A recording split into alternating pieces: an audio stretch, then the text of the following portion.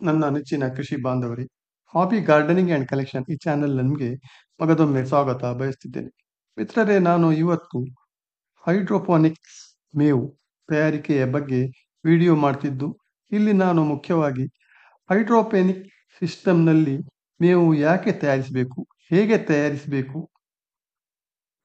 ಇದರ ಪೌಷ್ಟಿಕತೆ, ಜಾನುವಾರುಗಳಲ್ಲಿ ಇದರ ಪರಿಣಾಮ, ಹವಾ ಹಾಕಬೇಕಾದಂತಹ ಬಂಡವಾಳ ಮೊದಲಾದ ವಿಷಯಗಳ ಬಗ್ಗೆ ಮಾಹಿತಿ ಒದಗಿಸಲಿದ್ದು, ಇನ್ನು ವಿಷಯದ ಕಡೆ ಹೋಗುವುದಕ್ಕಿಂತ ಮೊದಲು ನಮ್ಮ ಕೃಷಿ ಆಧಾರಿತ ಕನ್ನಡ ಚಾನಲನ್ನು ಪ್ರೋತ್ಸಾಹಿಸಲು ಸಬ್ಸ್ಕ್ರೈಬ್, ಲೈಕ್, ಶೇರ್ ಮಾಡುವರೆ ವಿನಂತಿಸಿಕೊಳ್ತಿದ್ದೇನೆ.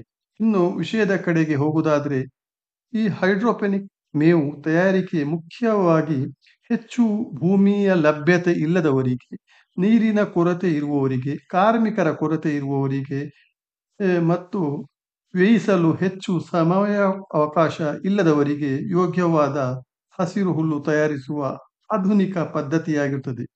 ಇಲ್ಲಿ ನಾವು ಜಾನುವಾರುಗಳಿಗೆ ಬೇಕಾದಂತಹ ಹುಲ್ಲು ಉತ್ಪಾದಿಸಲು ನಮ್ಮಲ್ಲಿರುವಂತಹ ಜಾನುವಾರುಗಳಿಗೆ ಎಷ್ಟು ಹುಲ್ಲು ಬೇಕು ಎಂಬುದನ್ನು ಲೆಕ್ಕ ಹಾಕಿಕೊಳ್ಬೇಕಾಗ್ತದೆ. ಇದರ ಆಧಾರದಲ್ಲಿ ನಮಗೆ ಬೇಕಾದಂತಹ ಹಸಿರು ಮನೆ ತಯಾರಿಸಿ ಕೊಳ್ಬೇಕು.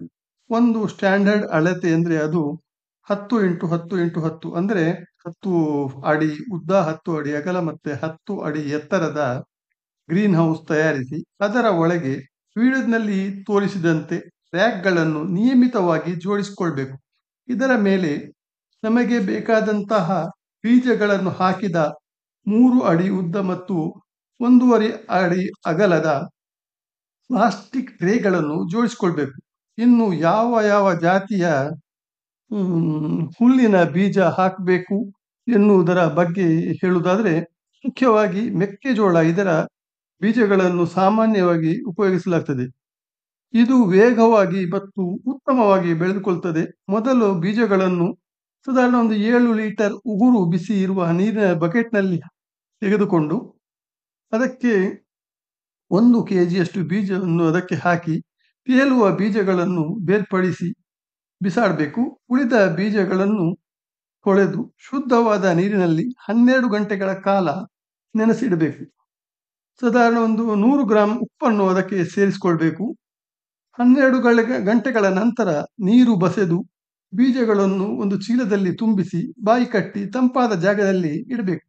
24 ಗಂಟೆಗಳ ನಂತರ ಈ ಬೀಜಗಳು ಮೊಳಕೆ ಹಿಡಿದು ಆಗ ಮೊದಲೇ ತೊಳೆದು ಶುದ್ಧಗೊಳಿಸಿದಂತಹ ಪ್ಲಾಸ್ಟಿಕ್ ಟ್ರೇಯಲ್ಲಿ 1 ಟ್ರೇಗೆ 1 kg ಅಂತೆ ಬೀಜ ಹರಡಿ ಮೊದಲೇ ಸಿದ್ಧಪಡಿಸಿದಂತಹ ರ್ಯಾಕ್ ಮೇಲೆ ಇಡಬೇಕು.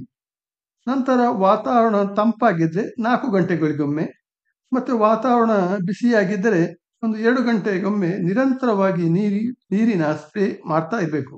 ಅಥವಾ ಸಣ್ಣ ಸ್ಪ್ರಿಂಕ್ಲರ್ಗಳ ಮೂಲಕ ಟೈಮರ್ ಅಳವಡಿಸಿ ಸ್ಪ್ರೇ ಆಗುವಂತೆ ನೋಡಿಕೊಳ್ಬೇಕು.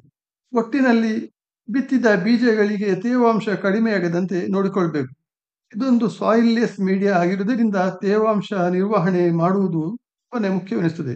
ಫಂಗಲ್ ಮತ್ತೆ ಬ್ಯಾಕ್ಟೀರಿಯಾಗಳ ಸಂಪರ್ಕಕ್ಕೆ ಬಾರದಂತೆ ಸ್ವಚ್ಛತೆಯನ್ನು ನಾವು ಕಾಪಾಡಿಕೊಳ್ಬೇಕು. ಈ ಟ್ರೇಗಳಲ್ಲಿ ಹೆಚ್ಚಿನ ನೀರು ನಿಲ್ಲದಂತೆ, ಅಂದರೆ ಬಸಿದು ಹೋಗುವಂತೆ ಸಾಧಾರಣ ಚಿಕ್ಕ ಒಂದು 20-25 ರಂಧ್ರಗಳನ್ನು ನಾವು ಮಾಡಿಕೊಳ್ಬೇಕು. ಈ ರೀತಿ ಮಾಡಿಕೊಂಡ್ರೆ ಸಾಧಾರಣ ಒಂದು 6-7 ದಿನಗಳಲ್ಲಿ ಜೋಳದ ಸಸಿಗಳು ಸಾಧಾರಣ ಒಂದು 30-35 ಸೆಂಟಿಮೀಟರ್ ಉದ್ದವಾಗಿ ಬೆಳ್ಕೊಳ್ತವೆ ಮತ್ತು 1 kg ಬೀಜವು ಸುಮಾರು 7-8 kg ಪೌಷ್ಟಿಕ ಹಸಿರು ಹುಲ್ಲಾಗಿ ಪರಿವರ್ತನೆಗೊಳ್ತದೆ. ಇವುಗಳನ್ನು ಜಾನುವಾರುಗಳು ತುಂಬಾ ಇಷ್ಟಪಟ್ಟು ತಿಂತವೆ. ಇಲ್ಲಿ ಹಾಲಿನ ಪ್ರಮಾಣ ಗಣನೀಯ ಪ್ರಮಾಣದಲ್ಲಿ ಜಾಸ್ತಿ ಆಗ್ತದೆ ಮತ್ತು ತನ್ನ ದೇಹ ತೂಕವನ್ನು ಕೂಡ ಗಣನೀಯ ಪ್ರಮಾಣದಲ್ಲಿ ಹೆಚ್ಚಿಸಿಕೊಳ್ತವೆ. ಈ ಹುಲ್ಲನ್ನು ಸಾಧಾರಣ 9 ದಿನಗಳ ನಂತರ ಉಪಯೋಗಿಸುವಂತಿಲ್ಲ. ಉಪಯೋಗಿಸಿದ್ದು ವಿಷಕಾರಿಯಾಗುವ ಸಂಭವ ಇರ್ತದೆ. ಇದು ಹೈಡ್ರೋಪೋನಿಕ್ ಹುಲ್ಲು ತಯಾರಿಸುವ ಬಗ್ಗೆ ಸಂಕ್ಷಿಪ್ತವಾದ ಮಾಹಿತಿಯಾಗಿ. ನಿಮ್ಮಲ್ಲಿ ಯಾವುದೇ ಸಂದೇಹವಿದ್ದಲ್ಲಿ ಕಮೆಂಟ್ಸ್ ಬಾಕ್ಸ್ನಲ್ಲಿ ಕಮೆಂಟ್ ಮಾಡಿ ತಿಳಿಸಿ. ಹೆಚ್ಚಿನ ಮಾಹಿತಿಯನ್ನು ಖಂಡಿತವಾಗಿ ಒದಗಿಸಲಾಗುವುದು. ವಿಡಿಯೋ ಆಲಿಸಿದ್ದಕ್ಕೆ ತುಂಬಾನೇ ಧನ್ಯವಾದಗಳು. Thank you very much.